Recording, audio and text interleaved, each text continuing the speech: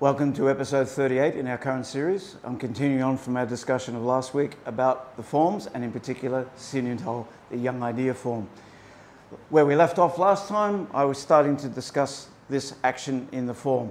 Some people refer to it as the Xiong Ha Gansao, the upper and lower Gansao action. Although it's not really a Gansao in the classical sense, you can use that term to describe more or less the motion.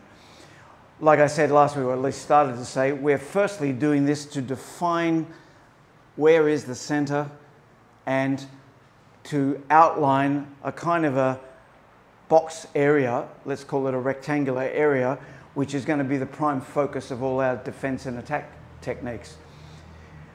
In the lower part of the action, we're also defining a couple of other things. Firstly, you notice I'm doing this in such a way that my fingertips are at least as wide as me. It's not wider than me, and it's not a little narrow position.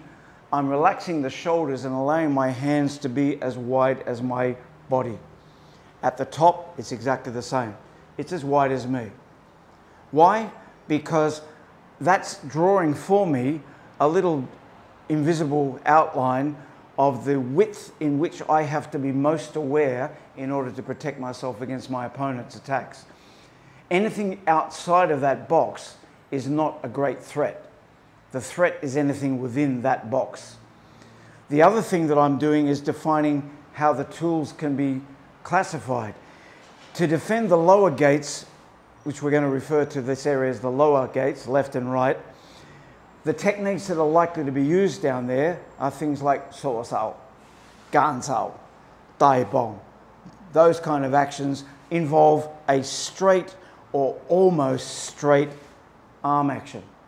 Whereas to protect the upper gates, upper left, upper right gates, the techniques will be bent arm, Tan Sao, Jat Sao, Jam Sao, Pak Sao, Bong Sao are all bent arm actions. So in those opening movements of the form, we're literally defining where the tools fit into the situation and how far they extend away from my body. I don't want to go outside of there because that would be a wasted movement. Siu Nim Tau also has been practiced in a stationary position. Why is that? Because it's much easier to teach someone and to understand something by focusing on one target at a time. If we start worrying about enemies coming from all different angles, it's very difficult for a learner to be able to coordinate everything correctly and to focus on one idea at a time. They'll get confused. By making sure we're facing one direction, everything is basically going in that one direction. So I start to become aware very quickly of the concept of Qiu-ying, of facing the center and not worrying about what's happening outside of that area. The next thing we do, of course, is learn to punch. This is not a punch you'll ever use in combat.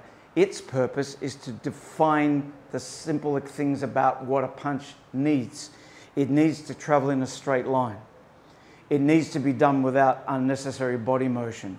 It needs to be generated in the elbow, not in the shoulder.